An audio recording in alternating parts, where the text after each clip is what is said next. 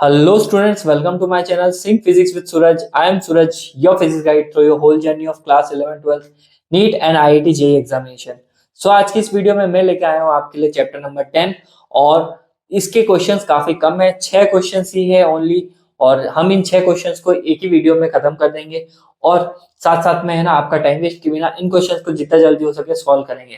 तो video short रहने वाली है, तो लाइक कीजिएगा, शेयर कीजिएगा और कमेंट जरूर करिएगा अगर वीडियो पसंद आती है तो। चलो शुरू करते हैं आपका टाइम वेस्ट किए बिना। 10.1 क्वेश्चन में क्या बोला है? Monochromatic light of a wavelength 589 nanometre is incident from air on a water surface. ठीक है, मोनोक्रोमेटिक लाइट है और उसकी वेवलेंथ वगैरह दे रखी है, तो मैं लिख देता हूँ वेवलेंथ कितनी है 589 नैनोमीटर। कन्वर्ट कर लेंगे 589, सही से लिख देता हूँ 589 इंटू 10⁻⁻9 मीटर। ठीक है, what are air on a water surface, what are the wavelength, frequency, speed of a reflected and reflected light. तो रिफ्रैक्टेड और रिफ्लेक्टेड ये दोनों के दोनों जो है उसके लिए हमें वेवलेंथ, फ्रीक्वेंसी और स्पीड ऑफ लाइट निकालनी है। Refractive index of water is 1.33, तो ये रिफ्रैक्टिव इंडेक्स दे रखा है 1.33। तो चलो सबसे पहले निकालते हैं हम ए। और इसके दो पार्ट्स है बाय द वे, तो मैं पहले रिफ्लेक्टेड के लिए निकाल देता हूँ। रिफ्लेक्टेड की सारी कंडीशन लिखवा देते हैं। फॉर द रिफ्लेक्टेड लाइट एक बात का ध्यान रखना, फ्रीक्वेंसी जो होती है, फ्रीक्वेंसी जो होती है सेम रहती है। फ्रीक्वेंसी के साथ साथ में वेवलेंथ भी सेम रहती है, वेवलेंथ भी सेम रहती है। और सेम रहने का मतलब ये किसके लिए है? रिफ्लेक्टेड के लिए है, रिफ्लेक्टेड के लिए। ठीक है, अब ये दोनों चीजें सेम है और रिफ्लेक्टेड में लाइट जो आ रही है उसकी speed approx speed of light के बराबर होगी, तो सी हम ले लेंगे 3 इंटू 10⁻8 मीटर के आसपास, 8 मीटर पर सेकेंड के आसपास रहेगा। तो कौन सी चीज बदलेगी यहाँ पे? क्या लगता है कौन सी बदलेगी? फ्रीक्वेंसी बदलेगी या फिर मतलब कि हम क्या निकाल सकते हैं? देखो फ्रीक्वेंसी तो रहनी है सेम, वेवलेंथ भी रहनी है सेम। ठीक है, और दी हुई वेवलेंथ के लिए हमें तो सिंपल सी बात है कि फ्रीक्वेंसी निकाल देते ज्यादा से ज्यादा, दे नहीं रखी है तो सिंपल इंफॉर्मेशन है कि frequency equal to C by lambda हो जाएगा। सी कितना है? 3 इंटू 10⁻8। लेमडा कितना दे रखा? 589 इंटू 10⁻⁻9 इसके आसपास दे रखी है। आप इसको सॉल्व कर लेना, सिंपल सी बात है। 3 में 589 का डिवाइड मार लेना आप, और अगर आप कहें तो निकाल के देख लेते हैं हम। तो ये आज हम एक कैलकुलेटर ऐड कर लेते हैं। Where is the calculator? तो आ जाएगा 3 डिवाइडेड बाय 589। ठीक है, तो ये आ रहा है हमारे पास में 0.00509।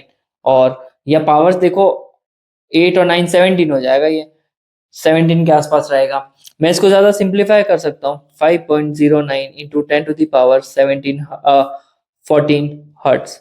ठीक है, ये सिंपल सी चीज थी। तो ये मैंने पहली कंडीशन के लिए करा है रिफ्लेक्टेड के केस में। तो मैंने रिफ्लेक्टेड के केस में आपको फ्रीक्वेंसी निकाल के दे दी और ये बस इतना ही है और कुछ नहीं निकलेगा चेंज। अब दूसरी बात, वेवलेंथ तो इन्होंने ऑलरेडी गिवन दे रखी है, फ्रीक्वेंसी हो गई, स्पीड ऑफ लाइट पता ही है हमें। चलो सेकंड कंडीशन की बात करते हैं। सेकंड में हमारे पास में रिफ्रैक्टेड आएगा, रिफ्रैक्टेड। अब रिफ्रैक्टेड में क्या रहता है, एक बात का ध्यान रखना आप। सबसे पहले फ्रीक्वेंसी तो सेम रहेगी, फ्रीक्वेंसी सेम रहेगी। वेवलेंथ चेंज हो जाएगी, वेवलेंथ चेंज हो जाएगी। ठीक है, वेवलेंथ चेंज हो जाएगी तो हमें निकालनी है इसकी वेवलेंथ, जो चेंज हो जाएगी वो वाली वेवलेंथ निकालनी है। बट साथ साथ में एक और चीज चेंज होती है बच्चों, स्पीड चेंज हो जाती है जब रे रिफ्रैक्टेड होती है। ठीक है, तो स्पीड का फॉर्मूला आपको ध्यान में होना चाहिए कि refraction equal to C by V, तो मीडियम में जाता है तो सी बाय रिफ्रैक्टिव इंडेक्स, तो 3 इंटू 10⁸ और हमारे पास में रिफ्रैक्टिव इंडेक्स कितना लेंगे हम यहाँ पे, लिक्विड मटेरियल मीडियम का डाल देंगे 1.33। तो आप इसको जब सॉल्व करोगे तो आपको एक आंसर मिलेगा जो 2 के आसपास आएगा, क्योंकि 1.33 इज अप्रोक्स 1.5 के आसपास। तो अगर मैं इसको डिवाइड मारूंगा तो इसमें 2.2 के आसपास कुछ आंसर आएगा और ये 10⁸ रहेगा। तो ये आपकी स्पीड आ गई। देखा, पहले 3 इंटू 10⁸ थी, अब नई स्पीड क्या आ गई, 2.2 इंटू 10⁸ आ गई। अब हम वेवलेंथ भी निकाले तो वेवलेंथ जो हमारे पास में आएगा, वेवलेंथ का फॉर्मूला क्या होता है, स्पीड अपॉन फ्रीक्वेंसी, राइट। तो स्पीड हमारे पास में दे रखी है वी, और मीडियम है ना मटेरियल में, तो वी यूज करेंगे, सी नहीं यूज करेंगे। तो वी अपॉन फ्रीक्वेंसी, तो वी आई है हमारे पास में 2.2 इंटू 10⁸ और फ्रीक्वेंसी हमने जो निकाली है ना, कहाँ ये रही, मटेरियल मीडियम में, तो फ्रीक्वेंसी हमारे पास में आ रही है 5.09 इंटू 10⁻14 हर्ट्ज। बच्चे बोल रहे होंगे यही फ्रीक्वेंसी क्यों यूज करी, ये वाली फ्रीक्वेंसी इसी वजह से यूज करी क्योंकि फ्रीक्वेंसी डज नॉट चेंज, चाहे वो मीडियम में जाए या ना जाए। तो अब बस इसको सिंपल सा सॉल्व कर लेना आप, 2.2 में डिवाइड मार देना 5.09 का, जो आंसर आएगा फिर पावर्स के साथ में खेल लेना थोड़ा बहुत। तो आपका जो आंसर आएगा बहुत ही इजी आंसर है बच्चों, 444 इंटू 10⁻, कितना रहेगा हमारे पास में, -9। ठीक है, ये आ जाएगा मीटर में। आप इसको लिख सकते हो 444 इंटू 10⁻, सॉरी 10⁻⁻9 है ना, ये तो नैनोमीटर आ जाएगा। तो ये आपके पास में क्या आएगा, आंसर आ जाएगा। क्लियर है, चलो आगे बढ़ते हैं अगले क्वेश्चन की तरफ। 10.2 क्या ही बोला है 10.2 में, देखते हैं। 10.2 में बोला है what is the shape of a wave front in each of the following case, हर एक में हमें शेप बताना है। तो देखो, a light diverging from a point source, obvious सी बात है बेटा, पॉइंट सोर्स से जब लाइट डाइवर्ज होगी तो उसका शेप होगा स्फेरिकल, बी। अगला क्वेश्चन क्या है, light and emerging out of a convex lens, light convex lens से बाहर आ रही है, when a point source is placed at its focus. Light emerging out of a convex lens when a point source is placed at its focus. ठीक है, तो ये देखो, ये हमारे पास में एक लेंस है, कौन सा लेंस लिया है इन्होंने, जो बोला है कॉन्वेक्स लेंस ले लिया, और इमर्जिंग आउट का मतलब ये है, इसकी फोकस पे ये रखा हुआ है, फोकस पे। ठीक है, तो यहाँ से इमर्ज आउट हो रही है, वो ऐसे आ रही है, इधर भी आ रही है, इधर भी आ रही है, इधर भी आ रही है, ऐसे इमर्ज आउट हो रही है, फैल रही है। ठीक है, एरो से दिखा देता हूं मैं बस। तो ये है ना, सामने जाके है ना, इसमें से सीधी निकल जाएगी, और इस तरह का जब शेप बनता है तो यहाँ पे हमारे पास में वेव फ्रंट मिलती है प्लेन, प्लेन वेव फ्रंट। तो आपके सेकंड वाले का आंसर रहेगा प्लेन वेव फ्रंट। ठीक है, प्लेन वेव फ्रंट रहेगा। क्लियर, चलो अब सी वाले क्वेश्चन की बात करते हैं। सी में क्या बोला इसने, the portion of a wave front of a light from a distant star intercept by the earth.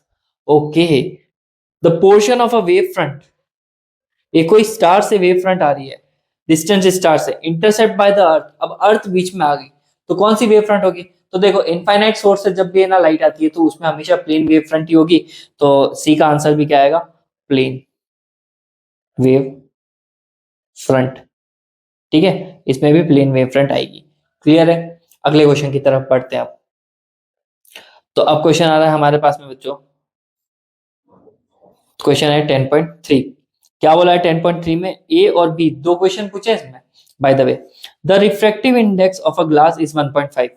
ठीक है, म्यू कितना दिया है 1.5। What is the speed of a light in a glass, speed of light in a glass मतलब कि हमें we निकालना है, क्वेश्चन मार्क। ठीक है, और speed of light in a vacuum is 3 into 10⁸ तो सिंपल सा है यार ये तो, कि refractive index equal to C by V होता है। तो हमें v निकालना है, तो v equal to C by mu हो जाएगा। c कितना है 3 इंटू 10⁸, और म्यू कितना है आपके पास 1.5। तो आप इसका आंसर सिंपल सा है, 3 by 1.5 equal to 2 into 10⁸ metre पर सेकेंड, बस सिंपल सा है। Second question, is the speed of light in a glass independent of the colours of light. क्या स्पीड ऑफ लाइट ग्लास में इंडिपेंडेंट होती है कलर ऑफ लाइट से, क्या डिफरेंट डिफरेंट कलर के लिए स्पीड ऑफ लाइट इंडिपेंडेंट होती है क्या, नहीं। ठीक है, वो नहीं होती है, no, not independent of a colours, वो कलर्स पे इंडिपेंडेंट नहीं होती है स्पीड ऑफ लाइट, क्योंकि हर एक कलर की स्पीड ऑफ लाइट अलग अलग होती है। तुमने है ना 10th क्लास में इसके बारे में पढ़ लिया था, प्रिज्म में से अलग अलग लाइट जाती है ना, विजिबल लाइट जब एंटर करती है तो उसके कितने 7 कलर्स बनते हैं, क्यों बनते हैं, क्योंकि विबग्योर, ठीक है, वॉयलेट, इंडिगो, ब्लू, ग्रीन, जो येलो, ऑरेंज, रेड हमारे पास में आता है, हर एक की वेवलेंथ अलग है, फ्रिक्वेंसी अलग अलग है। ठीक है, तो उनकी स्पीड ऑफ लाइट भी इंडिपेंडेंट होती है, बिल्कुल ही कलर्स पे डिपेंड नहीं करती है। Which of the two colours red and violet travel slower in the glass prism, कौन सा वाला, which of the two colours red and violet travel slower in a glass prism, तो कौन सा ज्यादा स्लो ट्रैवल करेगा। तो सीधी सी बात है, रेड वाला स्लो ट्रैवल करेगा क्योंकि उसकी वेवलेंथ जो है वो बड़ी है। ठीक है, वायलेट की फ्रीक्वेंसी और उसकी वेवलेंथ जो है, वेवलेंथ ज्यादा छोटी है और फ्रीक्वेंसी हाई है, इसकी वजह से वायलेट जो है ज्यादा फास्ट ट्रैवल करेगा। ठीक है, तो ये 10.3 का आंसर हो गया। अब 10.4 पे चलते हैं। ठीक है, 10.4 में क्या बोला है, in Young's double slit experiment, Young's double slit experiment दे रखा है। The slits are separated by 0.2 millimetre and screen is placed 1.4 metre away.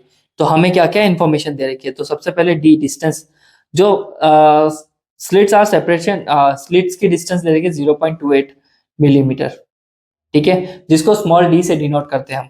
तो इसको आप लिख सकते हो 0.28 इंटू 10⁻³ मिलीमीटर। क्लियर है यहाँ तक? अब आगे क्या बोला है, the screen is place 1.4 metre away. तो डी डिस्टेंस जो हमारे पास में है वो 1.4 मीटर दे रखी है। क्लियर है? आगे चलते हैं। The distance between the central bright fringe and the fourth bright fringe is measured to be 1.5।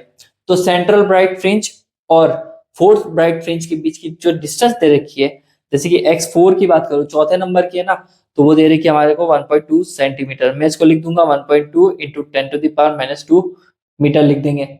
Done. अब आगे क्या बोला है, determine the wavelength of a light used in the experiment। तो इस एक्सपेरिमेंट में जो वेवलेंथ यूज हुई है वो हमें निकालनी है। ठीक है, तो ये इंफॉर्मेशन है, सिंपल सा एक फॉर्मूला लगता है बच्चों यार, x equals to N D lambda upon small d.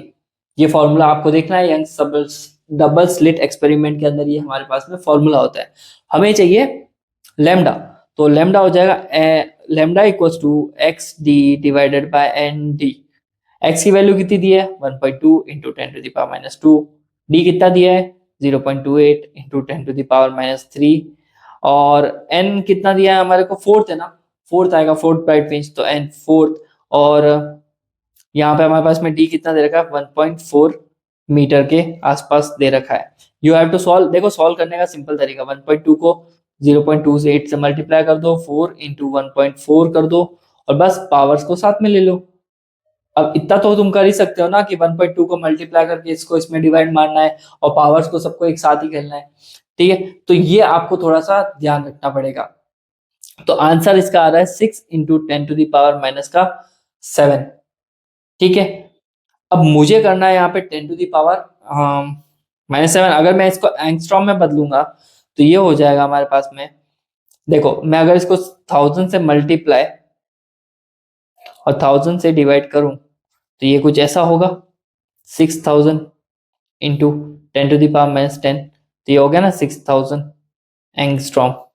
ठीक है, ऐसा भी याद रख सकते हो, पावर बढ़ानी है ना मुझे, घटानी है, उसके अकॉर्डिंग आप ऐसे काम कर सकते हो। मुझे 10⁻⁷ से 10 करना है तो मैं उतने ही पावर से मल्टीप्लाई और डिवाइड करूंगा। तो ये चीज जो नीचे वाली वो उसके साथ जुड़ गई, -10 बन गई, बची हुई चीज उसके साथ चली गई, तो एंगस्ट्रॉम में आपका क्या आ गया, आंसर आ गया। ठीक है, अगले क्वेश्चन की तरफ बढ़ते हैं हम। 10.5 वाले क्वेश्चन में क्या पूछा है वो देखते हैं। तो आ रहा है 10.5, क्या है इसमें, in Young's double slit experiment using a monochromatic light of a wavelength. Young's double slit experiment है, मोनोक्रोमेटिक लाइट यूज हो रही है, वेवलेंथ कितनी देखिए lambda. The intensity of a light at a point on the screen where the path difference is lambda, ठीक है, is a के units.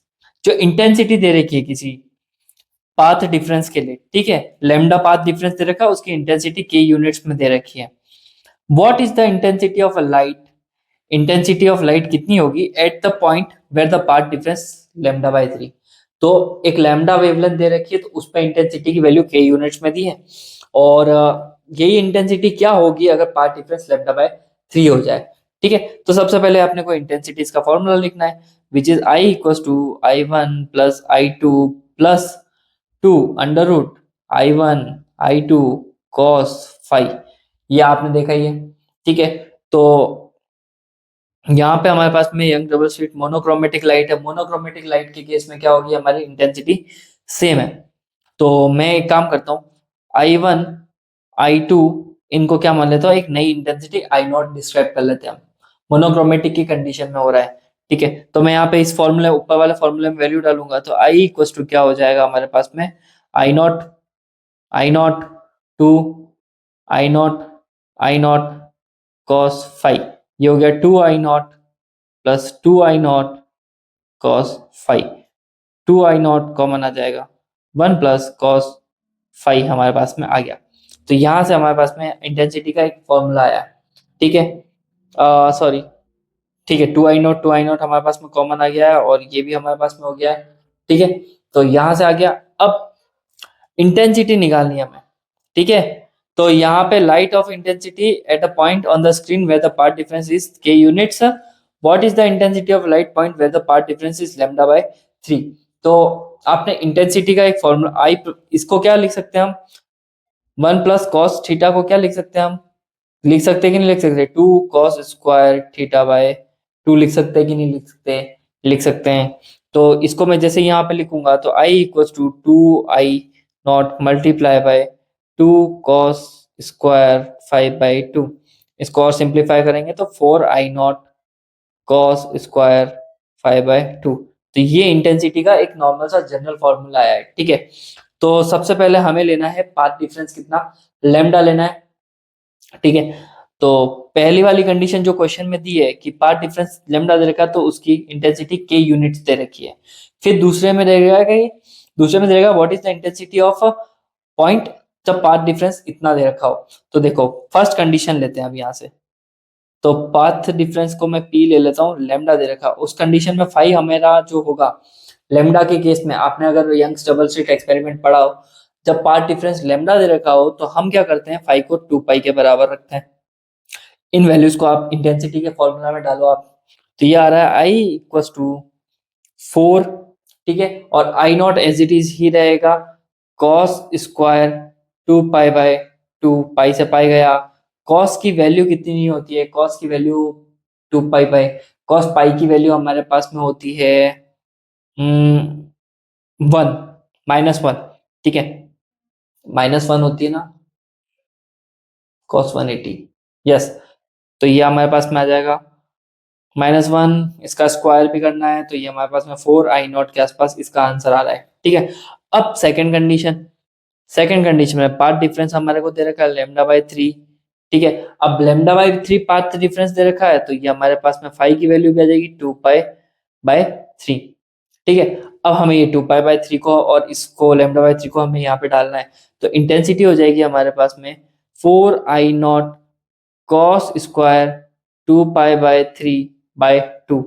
ठीक है, तो 2 से 2 कैंसल आउट हो गया, पाई/3 आ जाएगा। cos पाई/3 कितना होता है हमारे पास में 1/2, और 1/2 का स्क्वायर करना है तो 4I0, और देखो यहाँ पे ये जो टर्म है ना 2 से 2 गया, यहाँ पे ये जो टर्म है 2 से 2 गया तो पाई/3 बचा, cos पाई/3 की वैल्यू 1/2 आती है, और 1/2 को जैसे इसमें डाल के सॉल्व किया मैंने तो उसका स्क्वायर भी होगा तो ये 1/4 आ गया हमारे पास में, 4 से 4 कैंसल आउट, तो इसकी इंटेंसिटी क्या आ जाएगी, I0 आ जाएगी। ठीक है, तो पहले जब है ना लेमडा दे रखा था तो इंटेंसिटी 4I0 आई है, और अब जब λ/3 देगा तो इंटेंसिटी रिड्यूस होके I0 पे आ गई है। क्लियर है, चलो आगे बढ़ते हैं अब, लास्ट क्वेश्चन इस एक्सरसाइज का। ठीक है, चलो क्या है इस क्वेश्चन में, a beam of light consisting of a two wavelength, एक बीम ऑफ लाइट है, दो वेवलेंथ दे रखी है 650 नैनोमीटर 520 नैनोमीटर के आसपास, is used to obtain the interference fringes in Young's double slit experiment. ठीक है, इंटरफेरेंस पैटर्न्स को पढ़ने के लिए उसको यूज कर रहे हैं। पहला, find the distance of the third bright fringe on the screen from the central maximum for a wavelength 650 nanometre. 650 nanometre के लिए थर्ड ब्राइट फ्रिंज के लिए हमें क्या निकालनी है, डिस्टेंस निकालनी है कि सेंटर से वो थर्ड ब्राइट फ्रिंज कितनी दूर है। ठीक है, तो 1 बाय 1 करके लिखते हैं। λ1 कितना दे रखा है हमारे पास में 650 नैनोमीटर, मैं इसको लिख दूंगा 650 इंटू 10⁻⁻⁹। λ2 कितना दे रखा है 520 इंटू 10⁻⁹ मीटर। ठीक है, और हमें डिस्टेंस निकालनी है, तो सबसे पहले हम यहाँ पे डिस्टेंस निकालेंगे।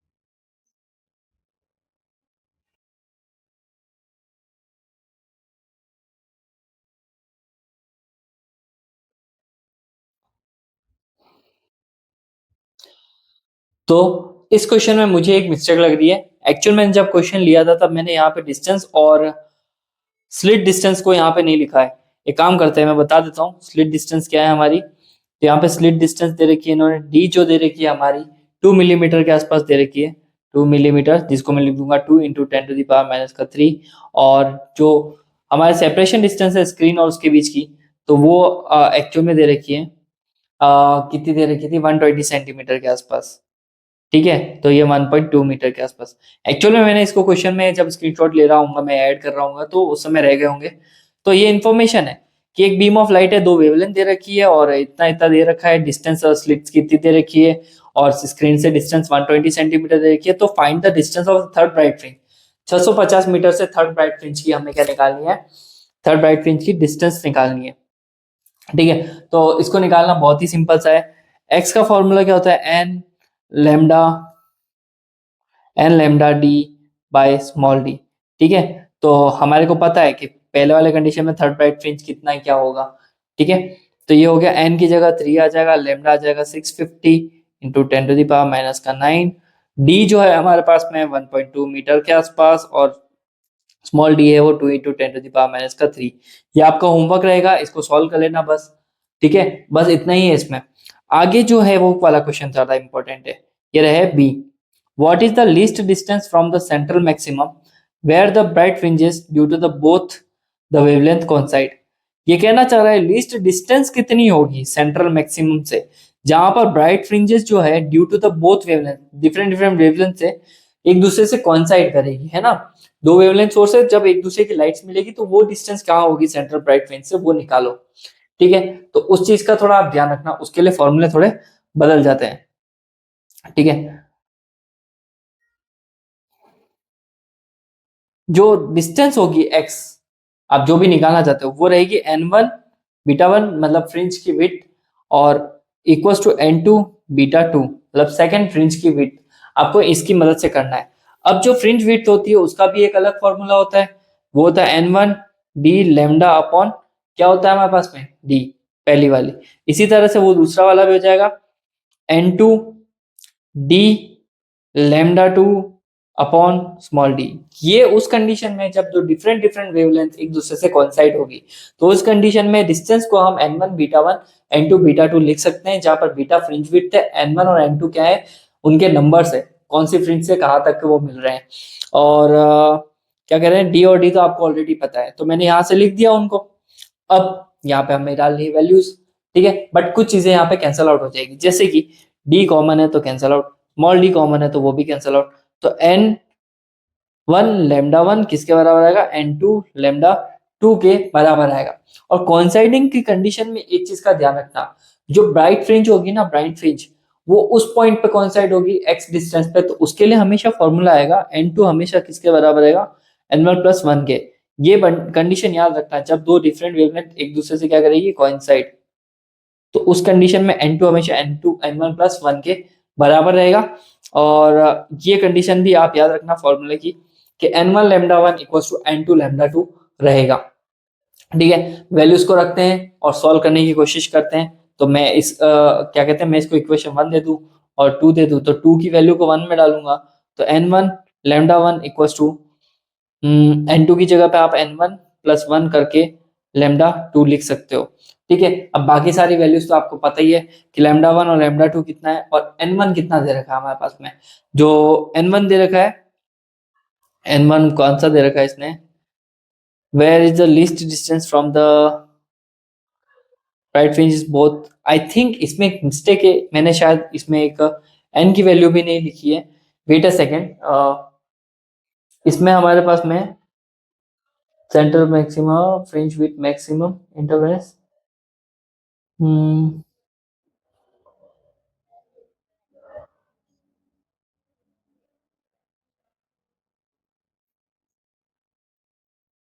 नहीं, इसमें सारी वैल्यूज हमारे पास में है, कोई इशू नहीं है। चलो अब वैल्यूज रख देते हैं, हम n1 को निकाल देते हैं, सेंटर से वो कौन से ब्राइट फ्रिंज पे जा रहा है। तो n1 और लेमडा की वैल्यू आ जाएगी 650 इंटू 10⁻, 650 इंटू 10⁻, लेमडा 1 कितना जाएगा माइनस का माइनस का 9, ठीक है, -9, और इधर आ जाएगा हमारे पास में n1 प्लस 1, λ2 हमारे पास में आ जाएगा 520 इंटू 10⁻⁻9। तो ये आ गया हमारे पास में 520 इंटू 10⁻⁻9। इसको सिंप्लीफाई करेंगे तो 650 इंटू 10⁻⁻9 डिवाइडेड बाई 520 इंटू 10⁻⁻9, और इसको और ज्यादा सिंप्लीफाई कर लेंगे n1 प्लस 1 अपॉन n1, ठीक है। तो ये हो गया, देखो एक जीरो से एक जीरो गया, ये पूरी पावर ये भी गई, 65/52 हमारे पास में आ रहा है, और इसको n1 प्लस 1 अपॉन n1 करेंगे तो आप इसको पूरा सॉल्व कर लेंगे तो आपको आंसर में मिलेगा n1 की वैल्यू जो मिलेगी वो 4 के आसपास मिलेगी, ठीक है। तो इस तरह से आप n1 की वैल्यू निकाल सकते हो। तो बस अब डिस्टेंस निकल जाएगी, तो सेपरेशन डिस्टेंस रहेगी n1 d λ1 upon small d। तो n1 आ गया 4, d डाल देंगे हम, वो जो हमारे को दे रखी है, कितनी दे रखी है, d की वैल्यू दे रखी है हमें 1.2 मीटर, ठीक है। डी दे रखा है 1.2 के आसपास, और λ1 हमको कितना दे रखा है 650, और स्मॉल डी की वैल्यू दे रखी है 1.2 1.5 1.5, डी की वैल्यू हाँ 2 दे रखी है, 2 इंटू 10⁻⁻3 मिलीमीटर, सॉरी मीटर। तो ये सारी वैल्यूज आप डाल के सॉल्व कर लेना, आपको आंसर में आ जाएगा। तो एक्स की वैल्यू जो हमें मिलेगी वो 1.56 इंटू 10⁻⁻3 मिलेगी मीटर में। तो x इक्वल टू 1.56 मिलीमीटर के आसपास आपका आंसर आएगा, ठीक है। तो ये आपके इस चैप्टर 10 के सारे क्वेश्चंस कंप्लीट होते हैं, और मिलते हैं नेक्स्ट चैप्टर के साथ में। वीडियो यहाँ तक देखिए तो लाइक कीजिए, शेयर कीजिए, कमेंट करके जरूर जाइएगा। आपका सब्सक्राइब बटन जो दिख रहा है आपको लाल लाल, उस पे कमेंट, उस पे बटन पे, सॉरी इतने क्वेश्चंस करवा लिए तो अब कुछ भी बोल देता हूँ मैं।